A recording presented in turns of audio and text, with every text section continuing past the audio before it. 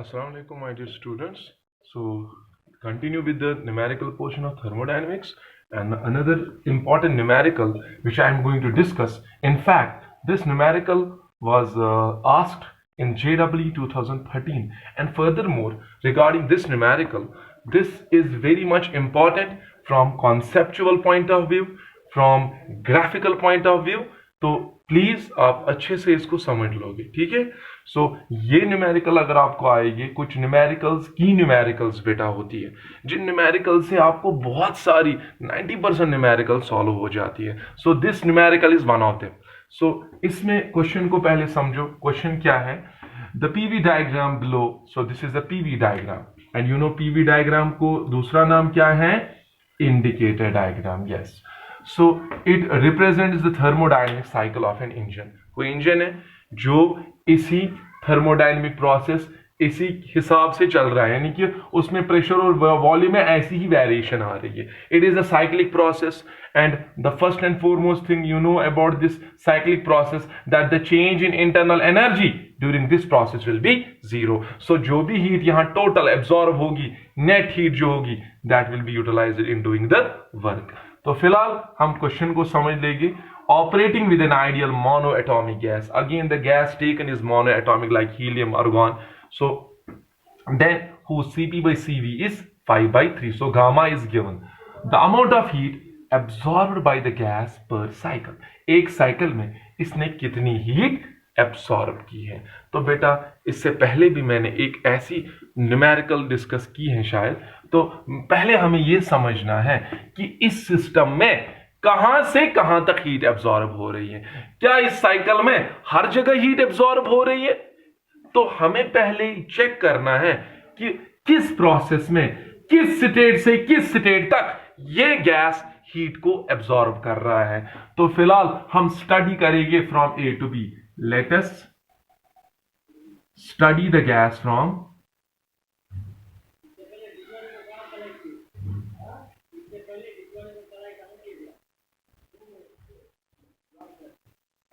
A to B. Okay, तो जरा समझो बेटा ए से बी तक क्या हो रहा है। अब मुझे बताओ, एक पॉइंट पे वॉल्यूम कितना है? V naught. बी पॉइंट पे वॉल्यूम कितना है? V naught. So that means as the system goes from A to B, as the gas is taken from A to B, there is no change in volume. So क्या मैं कह सकता हूं from A to B which process has occurred? Isochoric process. ठीक है, यहां तक कोई कंफ्यूजन है? नहीं। बट ए पे क्या प्रेशर है? P not. बी पे क्या प्रेशर है? 2p not. That means isochoric है, वॉल्यूम फिक्स है, लेकिन प्रेशर बढ़ गया है। प्रेशर कैसे बढ़ता है आइसोकोरिक में? आपको याद होगा गाई-लुसाक्स लॉ आइसोकोरिक प्रोसेस में हमें लगता है दैट प्रेशर तब इंक्रीज होगा जब टेम्परेचर बढ़ेगा। इसका मतलब क्या हुआ? ए से बी तक temperature of system has risen, लेकिन सिस्टम का टेम्परेचर तब बढ़ेगा ना जब बाहर से हीट एब्सॉर्ब होगी। तो इसका मतलब क्या हुआ? ये जो ए से बी तक गैस को आपने लिया है, यहां पर हीट क्या हुई है? Absorb. Let I represent it by Q1। मैं फिर से रिपीट कर रहा हूं, ए से बी तक वॉल्यूम कांस्टेंट रहा है, प्रेशर बढ़ गया है। प्रेशर खुद ब खुद नहीं बढ़ सकता जब तक टेम्परेचर ना बढ़ जाए। आइसोकोरिक प्रोसेस में गाई-लुसाक्स लॉ हम यूज करते हैं। अगर किसी को कंफ्यूजन है, ही और she can go through my previous lecture based on isochoric process. वहां प्रेशर कैसे बढ़ेगा? ऐसे मत थोड़ी बढ़ेगा, क्योंकि वहां क्या बढ़ गया होगा? टेम्परेचर। लेकिन टेम्परेचर कब बढ़ेगा? जब सिस्टम को हीट आप एब्सॉर्ब करवाओगे। तो ए से बी तक सिस्टम ने क्या किया है?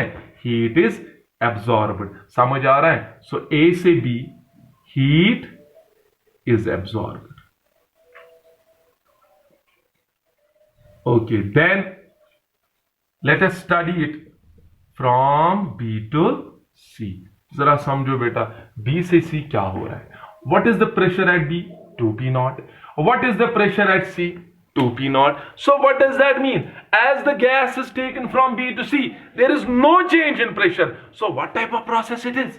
It is isobaric process. So B से सी तक कौन सा प्रोसेस हो रहा है? आप किस रूट के थ्रू इस गैस को ले रहे हो? Isobaric root.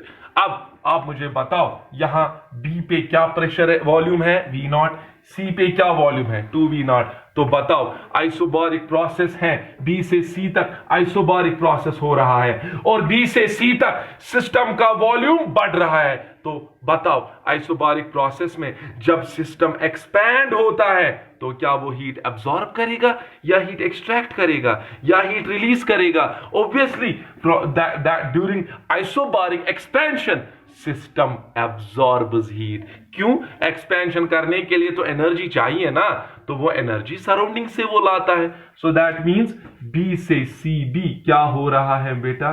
Heat is absorbed. Let me write it as Q2. So B से C heat is absorbed. But अगर आप बेटा C से D देखोगे, C से D आप खुद भी आप देख सकते हो, C पे वॉल्यूम 2V0 है, D पे भी वॉल्यूम 2V0 है। It is isochoric and C पे प्रेशर 2P0 है, D पे प्रेशर P0 है। तो what does that mean? Pressure बढ़ गया है या घट गया है?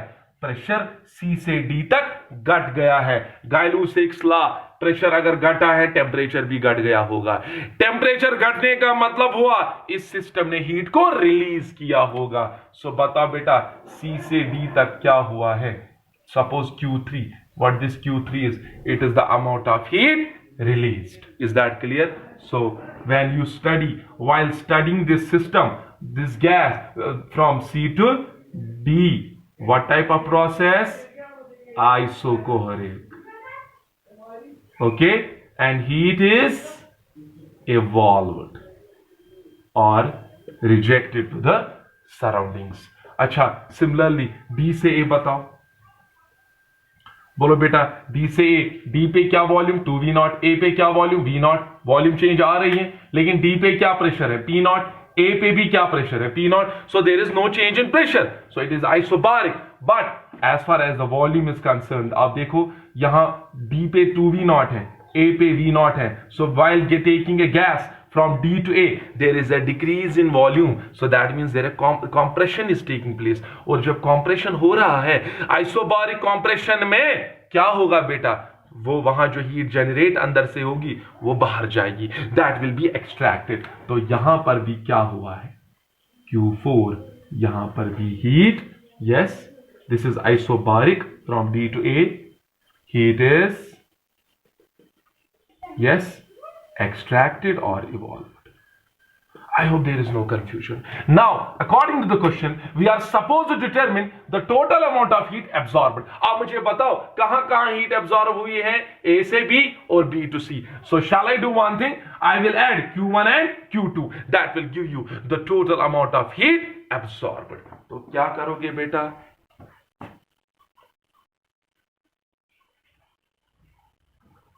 सो सिंपल है बेटा, हम क्या लिखेंगे? Total amount of heat absorbed.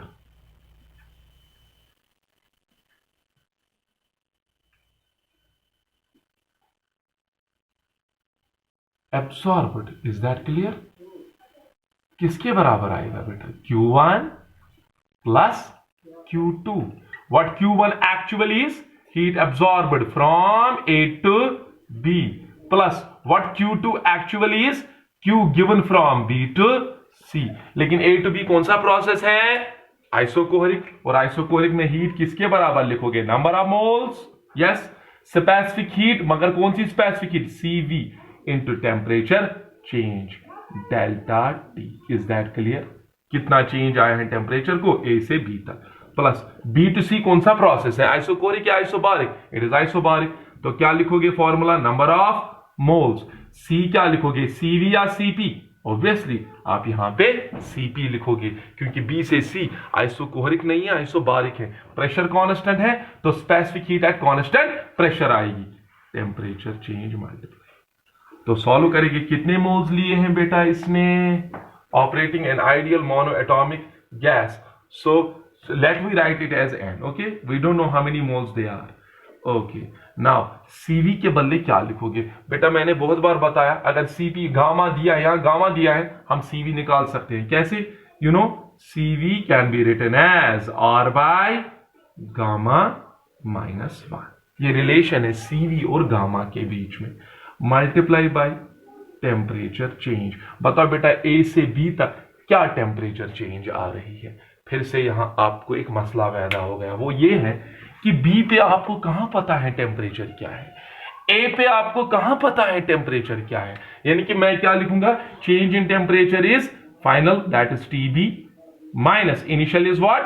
T A. ठीक है, फिलहाल मैं ऐसे लिखूंगा, then I will make you explain, plus N ऐसे। ठीक है, CP you can write CP as CV plus R, लिख सकते हो ना? तो या आप ऐसे भी लिख सकते हो, अगर सीपी लिखना है वो आएगा ना 5/3 सीवी बेटा, 5/3। हाँ, क्योंकि सीपी बाई सीवी 5/3 है, तो सीपी कितना निकला? 5/3 सीवी। यस, टेम्परेचर चेंज कहां से कहां सिस्टम गया है? बी से C, so C is represent as the final state, B represent as the initial state. So what is the final? T C minus T B. Any confusion here? I don't think there is any confusion. So, अब क्या करोगे आप? अब मसला है ये TB और TA कैसे निकालोगे? मैंने आपको बताया था, जब आपको यहां टेम्परेचर नहीं पता है ना, आपको प्रेशर पता है बी पे, आपको बी पे वॉल्यूम पता है, तो क्या आप टी को प्रेशर और वॉल्यूम में ले सकते हो बेटा? कैसे ले सकते हो? Since the gas is ideal, so using ideal gas equation you can write TB, temperature at B, in terms of pressure and in terms of volume. How? देखो कैसे। आइडियल गैस इक्वेशन क्या है बेटा? PV is equal to N R T. Is that clear? तो T किसके बराबर आएगा? PV divided by NR. तो जहां पर भी आपको टेम्परेचर लेना है, उसको किसमें लेना? प्रेशर, वॉल्यूम, एन में और आर में। तो let us substitute it here. तो क्या लिखोगे आप बेटा? शाबाश, बोलो क्या आएगा? एन ऐसे ही, आर ऐसे ही। हाँ बोलो, गामा को क्या लिखोगे बेटा? गामा कितना है? शाबाश, gamma is 5/3, so 5/3 minus 1, you can solve it, it will be 2/3, 5 minus 3 it is 2/3, 3 ऊपर आएगा, ऐसे बनेगा ना ये। अच्छा, टी बी के बदले क्या लिखोगे? अभी मैंने बताया टी को लिख सकते हैं पी वी बाय एन, तो बताओ टी बी को क्या लिखोगे? आप देखोगे ना बी पे क्या प्रेशर है, how much is the pressure at B? 2p0। Okay, into क्या करना है? वॉल्यूम। बताओ बी पे क्या वॉल्यूम है?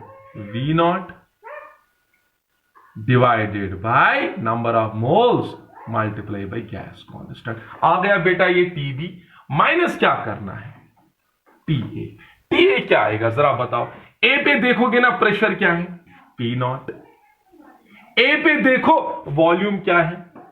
V0 divided by NR. ठीक है बेटा, देन फिर क्या करना है बेटा? हो गया ये, आ जाओ इस पे, प्लस एन या 5/3 N,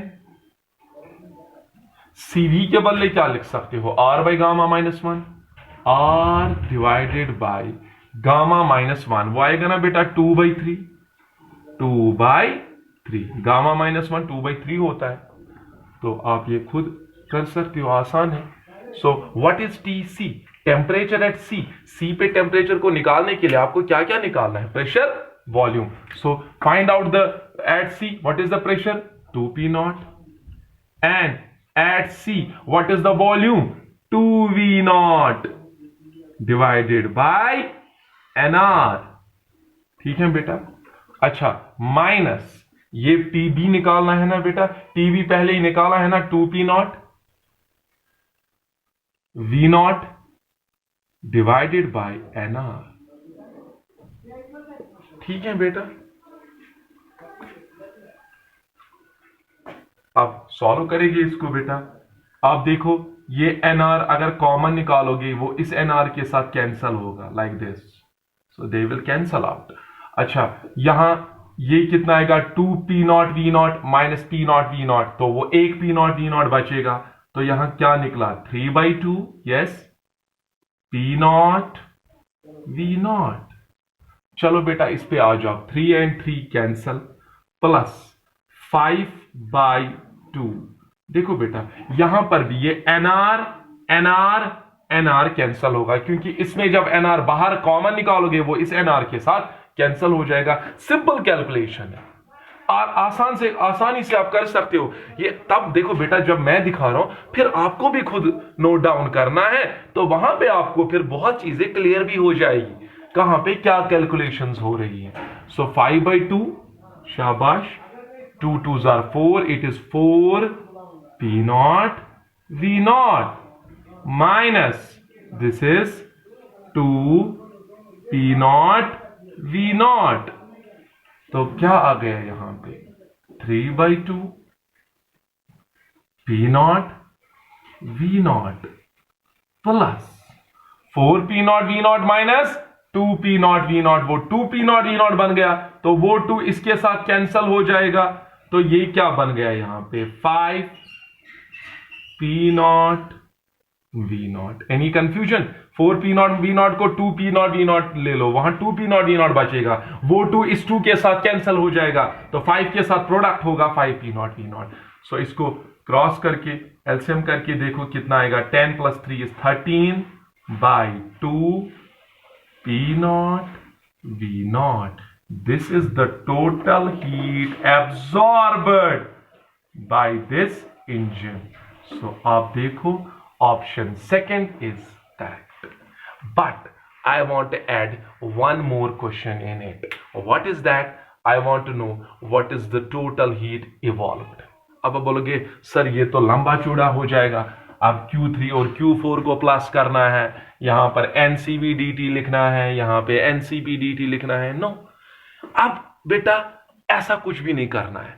I want to tell you एक इंपॉर्टेंट यहां पे एक आप कॉन्सेप्ट एक यूज कर सकते हो जिससे वो पोर्शन आसान हो जाएगा। कैसे? देखो बेटा मैं क्या करने वाला हूं, I will do one thing. हमें पता है ना बेटा, ये जो आप पीवी डायग्राम ले रहे हो साइक्लिक प्रोसेस की, अगर आप इस साइक्लिक प्रोसेस का एरिया निकालोगे, अगर आप इस लूप का एरिया निकालोगे, वो देगा ना नेटवर्क, तो क्या लिखूंगा मैं, area of loop, yes, ABCDA, okay, it is a closed loop. क्या आएगा बोलो, रेक्टेंगल का area length into breadth, what is the length, it is V0, what is the bread, it is P0। तो बोलो बेटा जो नेट वर्क डन आ रही है ड्यूरिंग दिस प्रोसेस वो कितनी आ रही है, शाबाश, P0 V0। बट आपको पता है साइक्लिक प्रोसेस में जो भी नेट हीट एक सिस्टम को आप देते हो, चाहे वो एब्जॉर्ब हुई है या इवॉल्व हुई है, नेट हीट जो सिस्टम एब्जॉर्ब करता है वो होता है ना बराबर इक्वल टू वर्क। क्यों? क्योंकि आपको पता है साइक्लिक में जो भी आप हीट नेट एब्जॉर्ब करवाते हो वो सारी की सारी हीट किसमें यूज होती है, वर्क में, क्योंकि वहां इंटरनल एनर्जी में कोई चेंज नहीं आती है। तो बताओ नेट हीट का मतलब क्या हुआ, आप क्या करोगे, नेट हीट कितनी सिस्टम ने एब्जॉर्ब की है, Q1, यस, प्लस Q2, अच्छा Q3 एब्जॉर्ब हुई है या इवॉल्व हुई है, इवॉल्व हुई है, sorry it is Q2 minus Q3, अच्छा Q4 इवॉल्व हुई है, एब्जॉर्ब हुई है, इवॉल्व हुई है, minus Q4, is that clear, is equal to work W। अच्छा Q1 प्लस Q2 अभी निकाला टोटल हीट जो एब्जॉर्ब हुई है per cycle, that is 13/2, yes, P0 V0 minus बाहर में रखूंगा, अंदर क्या बचा है, Q3 plus Q4। What is this Q3 plus Q4? Total heat evolved by this gas per cycle is equal to W कितना निकला है, P0 V0। तो बेटा बताओ यहां क्या निकला answer, therefore Q3 plus Q4, what Q3 plus Q4 actually is total heat evolved. कितना आएगा वो बेटा? हाँ, 13/2 P नॉट V नॉट, ठीक है, इसको यहां ले जाओ, इसको यहां लाओ, minus P not V not, that is how much? 11/2 P not V not. बेटा ये है total heat evolved or taken by the gas to the surroundings. Net heat per cycle कितना ये सराउंडिंग्स की ओर ले रहा है? 11/2 P not V not. Net heat पर साइकिल कितना ये एब्सॉर्ब कर रहा है?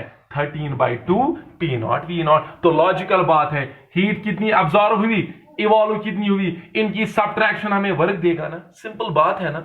Heat absorbed minus heat evolved per cycle will give you the net work.